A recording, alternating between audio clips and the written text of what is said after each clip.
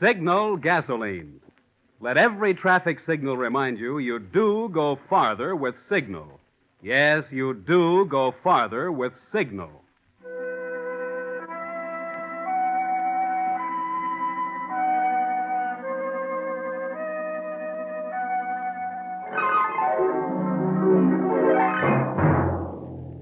The Signal Oil Company and your neighborhood Signal dealer bring you another curious story by The Whistler. Tonight, Gateway to Danger.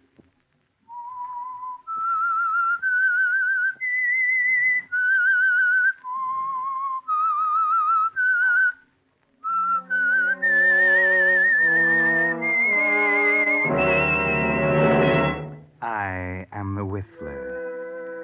And I know many things, for I walk by night. I know many strange tales hidden in the hearts of men and women who have stepped into the shadows. Yes, I know the nameless terrors of which they dare not speak.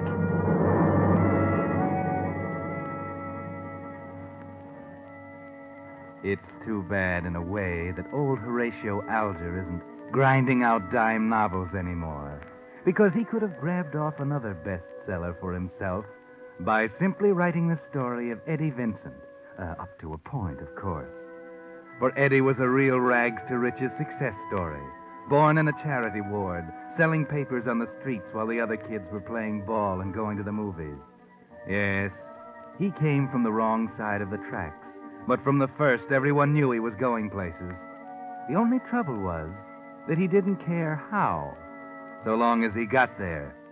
There were mumblings in the senior class at high school when he picked off the prize scholarship to college, the same mumblings that echoed through the anterooms later in law school. But no matter, Eddie Vincent had arrived, right-hand man to the district attorney. Yes, it was a thrill at first, sitting in with Ryan on all the big cases. But after a few years of it, he began once again to feel that itch he couldn't scratch, the opportunist without the opportunity. Well, breaks don't grow on trees, Eddie. Sometimes you have to make the breaks yourself. Yes, spend a few months on it. Give it a lot of thought. Then maybe, for example, on a particularly foggy night at the prison across the bay, you might have a stroke of luck. Hey, what do you think?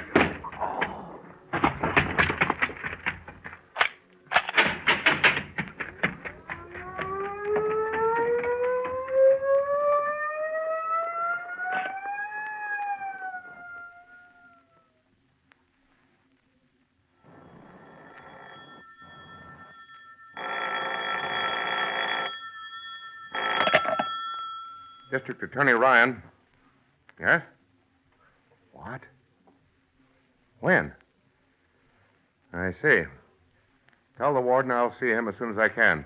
Oh, Eddie. Yeah? Warden Campbell is on his way here. Warden Campbell? Yes, Bugsy Malone just escaped from prison 5 hours ago, about 3 in the morning. Check with headquarters and tell Lieutenant Connolly I want a detail of 5 men. Yes, sir. 5 men. Where do you want them assigned? Well, tell Sergeant Gregg to put a man at every entrance to the building. No one is to be admitted without appointment. Call me if there are any questions. You're being pretty careful, Chief. Yes, I know. Maybe I'm flattering myself, Eddie. He's probably forgotten all about me by now. Malone? Yeah. Let's see, it's more than 10 years since I last saw him. I had your job then, and Bugsy Malone almost lost it for me. Oh, I guess you don't remember. I think I remember the headlines. He had a protection racket or something? Yes, and we never could pin him down. He's the cleverest criminal I ever tackled. We never would have nailed him except for one bad mistake. Oh? What was that? He figured he could beat any kind of a rap, even murder. It finally got so he didn't stop at breaking windows and tossing acid when his customers refused to pay up. I see. But before we were through, we had him on 5 first-degree counts. Huh. A 6th-grade schoolboy could have pulled a death sentence out of the average jury. That's what almost lost me my job. What? I sold out, you see. You did what? There was nothing else to do. Malone had this whole town terrified, including the jury. So I sold out for manslaughter. 15 years. He's tried to escape twice, and that got him 10 more. A guy like that ought to know better. I don't know. Looks like he made it this time, just as he promised. He promised. Eddie, I didn't get those guards over here to play pinochle. No, Malone's too well known to hide out very long. He knows it. He's just hoping it's long enough. Long enough for what, Chief? Long enough to keep his promise to put a bullet through my head.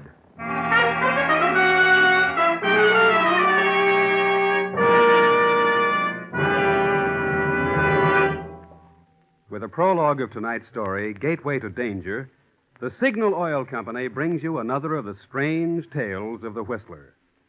Now, before the story continues, here are 2 timely tips for making your ration gasoline go farther. When you start your car these cold mornings, don't race the motor. Even though your car is standing still, a racing motor burns up as much gasoline as a car traveling 60 miles an hour. And secondly, be sure you're using the gasoline that gives you the maximum miles per gallon. Now, if you think I mean Signal gasoline, you're right, and for 2 good reasons.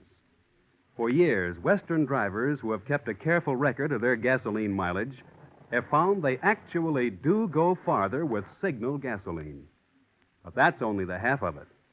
Although certain gasoline ingredients are now reserved for war, the ingredients which gave gasolines their flashing pickup and speed, Signal Oil Company is still producing the very finest gasoline which can be made today. And the famous Signal formula still places the emphasis on mileage. Since the only way you can get in extra miles of driving today is to get the most miles possible from every ration gallon, you really owe it to yourself to give Signal gasoline a trial. Invest your next ration coupons with your neighborhood Signal dealer and see if you don't agree with thousands of Western drivers who say you do go farther with Signal gasoline. And now, back to the Whistler.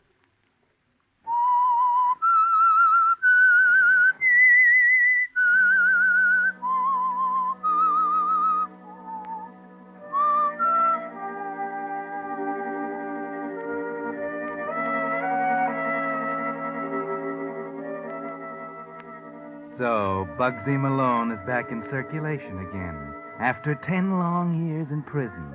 It looks like a clean break, too clean almost, as if it were tailor-made by someone on the outside. There are still no leads the next night at 10 o'clock, when Eddie finally says goodnight to the DA and starts home. Just for a change, he takes the long way, a lonely road leading through the hills above the city.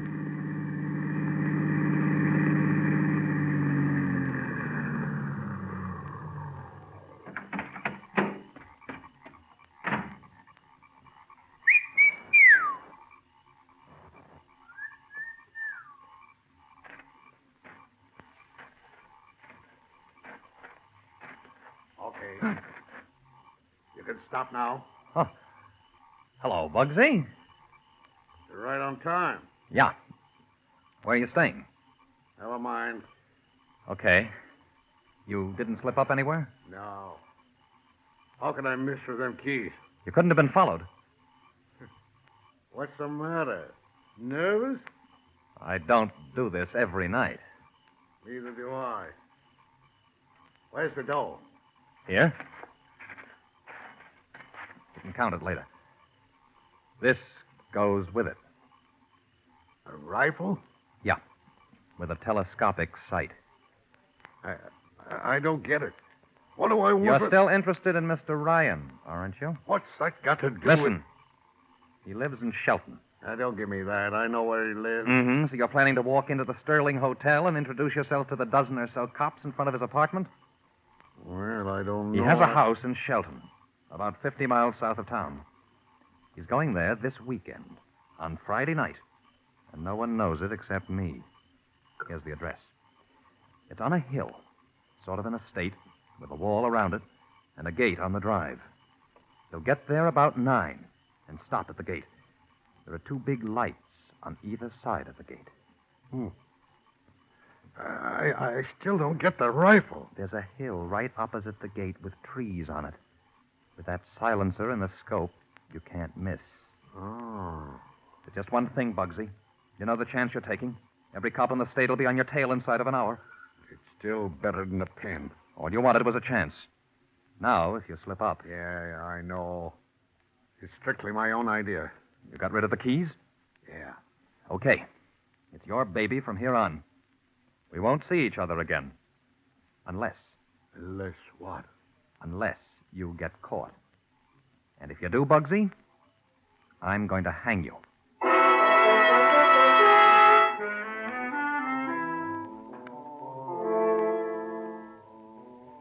That's right, Eddie. Sometimes you have to make the breaks yourself. The DA's done a good job. Been in there pitching for 10 years now. Good for perhaps 10 more. And that's too long for you, isn't it? Too long when you begin to feel that old itch again. That urge to climb up there where the real money is. And there's plenty up there for a smart DA. One smart enough to inherit the job, for instance. You can see it now. Ryan's car pulling out of the darkness into the circle of light at the gate. He gets out, fumbles with the lock for a second, right under the light like a duck on a pond. The faint whine of a bullet. And you're the district attorney. Yes, Saturday morning the headlines will scream. They'll swear you in and you'll promise the suckers you won't rest until the assassin sits in the death cell. As a curtain raiser, it'll be made to order, won't it? You've tried not to think of it during the week. But now that Friday, the day of days, has arrived, your mind wanders in spite of yourself. You had to get out of cell block 7 first, and there was no other way. Now, assuming it was an inside job to go... Eddie. Huh? I'm sorry, Chief. Have you something on your mind? No. Please go on. You were saying you talked to Campbell at the prison. Yes. It was an inside job, and I don't mean inside the prison. What? The key to his whole plan was his escape from cell block 7. You remember the Myers case several months ago? Yes, Chief. There were some keys presented in evidence. The same keys, oddly enough, that Malone used in his escape. Well, what do you mean those keys were returned? Someone could have had them duplicated. Someone on the police force, perhaps, or even someone in this office. Oh, but why? I don't know, but I intend to find out. The police can take care of Malone as far as I'm concerned. I'm vastly more interested in the man who had those keys made. Well, it's still a theory, of course. Far more likely some guard at the prison. Yeah, maybe. Oh, by the way, Eddie, we're leaving at 7 tonight. We? What do you mean? Now, don't get the wrong idea, Mr. Vincent. I'm not afraid. It just takes 2 to open my gate. Gate? What? Yeah, that's a fact. It's on the blink. You see, it has a bar you have to lift. You're kidding. Yes, maybe I am, but that's true about the gate. Seriously, Eddie, I want you with me in case something breaks over the weekend. But, you see, I've already arranged for one of the men. I'm sorry, Eddie. You'll have to cancel whatever plans you had. Well, I can't, Chief. Say, what's the matter with you? I really don't know. Very well, and we leave at 7. Well, I'm expecting an important call from Lieutenant Connolly. If he calls, tell him I'll be back late this afternoon. I'll tell Miss Quinn. Think I'll go out for a little lunch. Yeah, good idea. You look like you need it.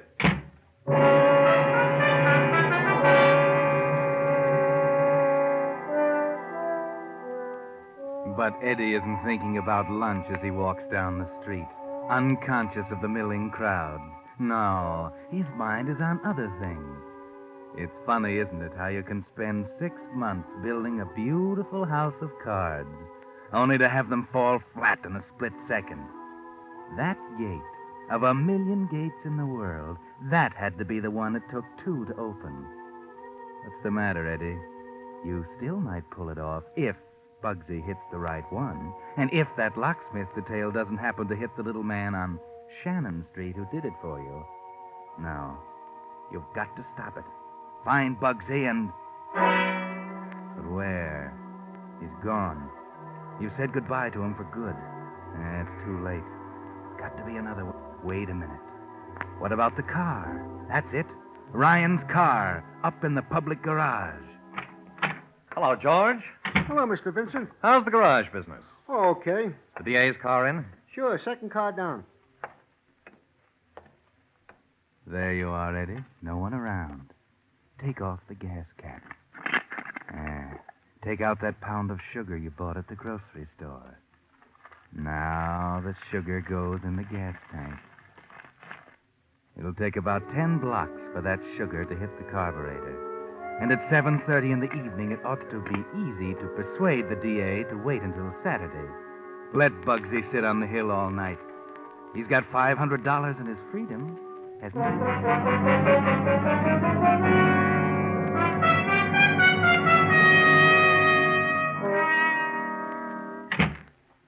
Lieutenant Conley called yet? No, not a word, Chief. Ah.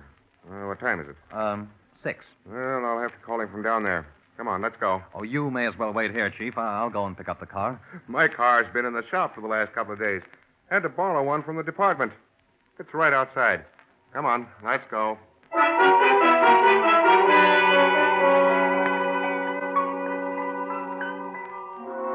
You should have known it wouldn't work, Eddie. It was too simple. Too many ways out of it. Something must be wrong with your head. No one in his right mind would have depended on a kid scheme like that. At least he's letting you drive. That's something, anyway. You're 10 miles south now, coming into Bellevue. 40 miles to go. That's about an hour, Eddie. 1 hour to think of something. But you can't think. Your heart is thumping like a trip hammer. Your Adam's apple is a ball of sandpaper. You're way ahead of schedule. 9 o'clock, you told him. Maybe you could hurry. Cover the 40 miles in less than an hour. Arrive at 8 instead of 9. No. That wouldn't work either. Bugsy didn't operate that way. He's probably been there since this afternoon, sitting on the hill with a rifle across his knees, waiting. Here's Bellevue. You've still got a chance. Take it easy, Eddie. Be calm. Think. This is Bellevue, Chief. Yeah, so I see. I'm a little hungry. Why not wait till we get home? There's a nice little steak place down here, and we're ahead of time. Suppose I buy us a dinner. Well, I did want to get down there early. Oh, come on. Forget you're the DA for once. Okay, but I'm going to stick you for the best steak in the house.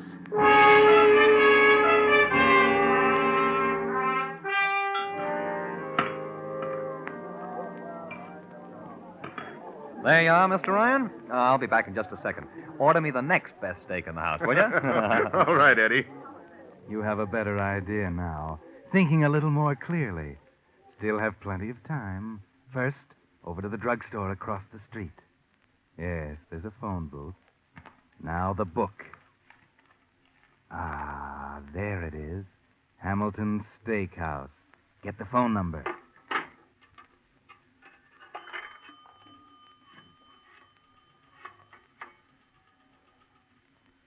Hello? Hello, headquarters? Give me Lieutenant Connolly. Not there? Okay, Lieutenant McCrae, then. Hello, McCrae. This is Eddie Vincent. I'm having dinner with the DA in Bellevue. It's a place called Hamilton's Steakhouse. The phone is Washington 15401. Yeah, thought I'd let you know. Okay, got it? Yeah, we'll be here for a half hour at least. Right. Now, wait a couple of minutes, Eddie. Let it settle. That's it. Plenty of time. Okay, now.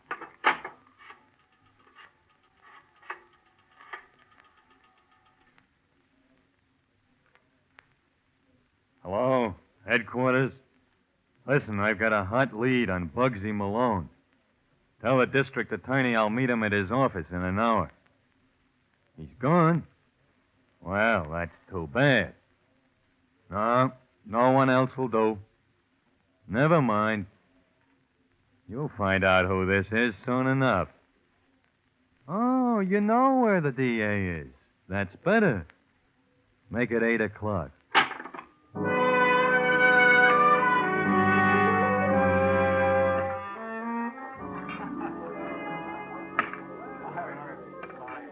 Well, Eddie, you took your time. Your steak's getting cold. Oh, I thought I'd better check with headquarters. Nothing doing yet? Smart boy. Did you leave the number? Yep. You know, Eddie, I wouldn't be surprised to see you district attorney someday.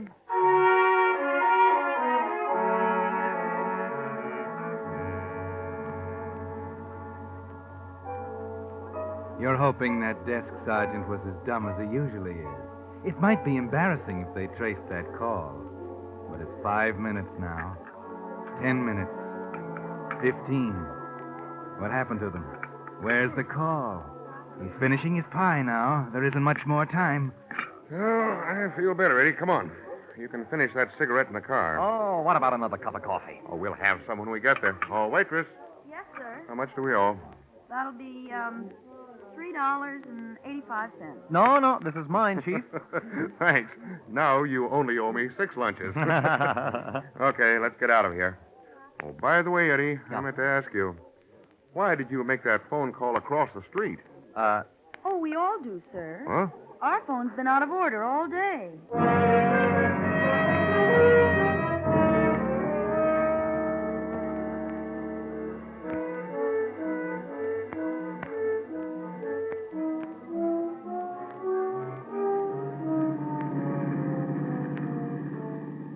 Quarter past 8, Eddie. 20 miles to go. And 2 strikes against you. There's only one thing left to do. Well, snap it up a little, Eddie. You can do better than 30 miles an hour, even in this hack. Okay. You know, I still think I was right on that key business. We found a little joint on Shannon Street. Huh? Yeah, I'm almost sure he was the one. Been mixed up with a lot of suspicious characters. Did you find anything? No, that's the trouble. The old boy died last month. The warden still swears the guards are all okay. Naturally. What else can he do? Yes, I know. Monday, I'm going to make a thorough check on every man who had access to that evidence. It's a good idea. Oh, What's the matter? my stomach. Hey, look out. Look out, you're going off the road. Give me that wheel.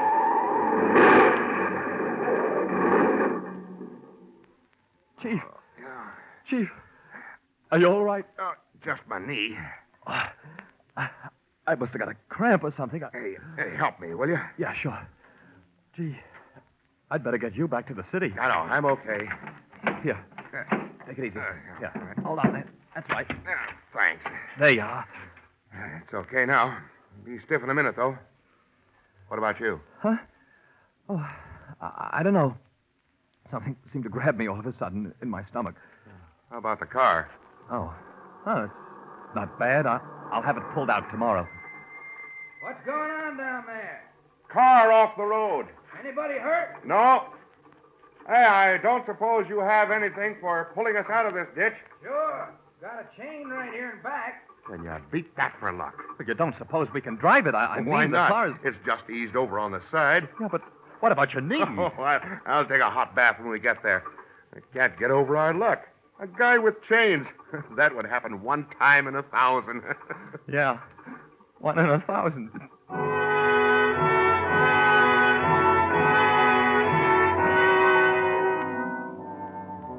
Three strikes. You're out, Eddie. On the home stretch now, winding up the narrow road toward the gate, toward the day of judgment, the pearly gate of Valhalla. That's a laugh, isn't it? Maybe St. Peter will be there to give you a hand when you step into that circle of light. Okay, you can stop here.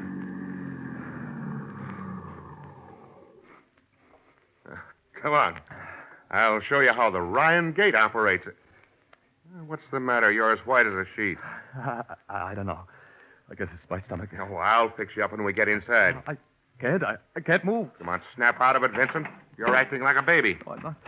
Here, come on, I'll give you a hand. Thanks. There you are. Now, I'll go over behind that pillar and raise the bar. You go up there and pull the pin when I say so. No. Shut up. I'm going to slug you in a minute if you don't get hold of yourself. Now, pull that pin when I tell you. 13 steps to the gate latch, Eddie. Not even the chaplain to see you off. But Bugsy sees you now in the telescope sight. He's just the right distance to aim, but not quite close enough to recognize you. A good shot, too. Probably has a nice, solid rest for that rifle, with the center of the gate right where the telescope sight lines cross. Here we are, Eddie. He's squeezing the trigger slowly now. 1 second more.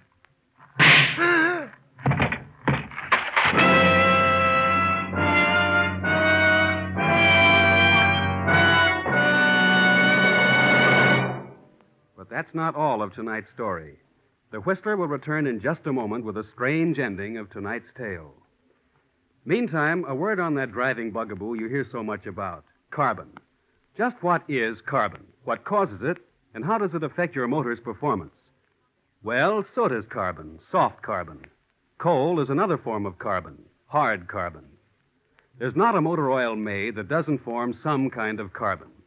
But here's the important point. Many motor oils form hard carbon, the kind that causes knocking, overheating, loss of efficiency, and lowered gas mileage. That's why the new solvent refining method used in making pure paraffin-based Signal 4-star motor oil is acclaimed one of today's greatest advances in motor lubrication. You see, because of solvent refining, Signal 4-star motor oil actually forms less carbon, far less by actual test than many leading brands. And because it's soft, soot-like carbon, it tends to blow out with exhaust gases, keeping your motor cleaner, running better. Today, when gas is rationed and motors have to last through the duration, this extra efficiency you get from a clean motor is more important to you than ever.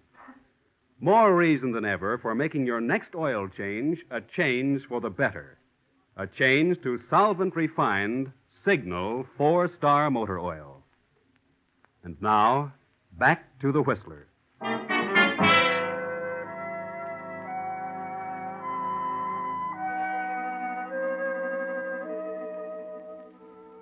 Yes, Eddie Vincent knew the cards were stacked against him, that he didn't have a chance.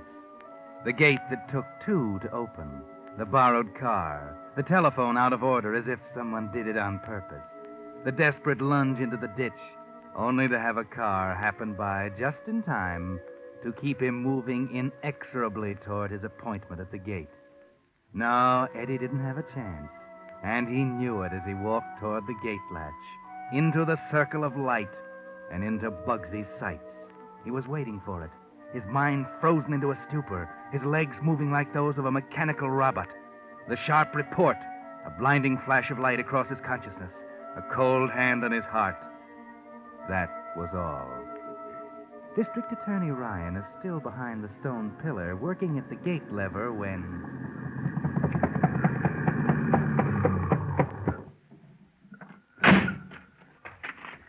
That's you, Mr. Ryan? Connolly, what are you doing here? Say, did you hear my tire blow out? Scared me to death. What's the matter? That's Bugsy Malone. What? We cornered him this afternoon. I've been trying to get you since 8 o'clock. Well, where is he? In the morgue. He reached for a gun. Good. Hey, what's the matter with him? Who? Him. Good Lord, Eddie. Eddie! Passed out, huh? Passed out nothing. He's dead. He was sick. Did he hit his head or something? No, I don't know what happened. Must have been a heart attack. There isn't a mark on him.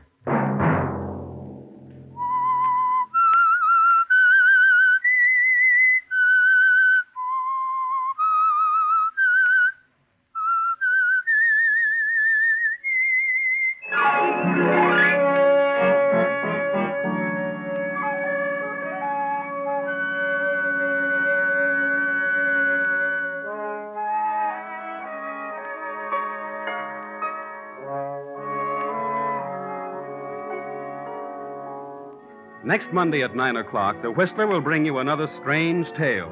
The curious story of Death Marks the Double Cross. The Whistler is broadcast for your entertainment by the marketers of Signal gasoline and motor oil and fine quality automotive accessories, and by your neighborhood Signal dealer. This program, directed by George W. Allen, with story by Harold Swanton, music by Wilbur Hatch, is transmitted to our troops overseas by the Armed Forces Radio Service. Bob Anderson speaking, and reminding you to let every traffic signal remind you do go farther with Signal gasoline. Yes, you do go farther with Signal. This is CBS, the Columbia Broadcasting System.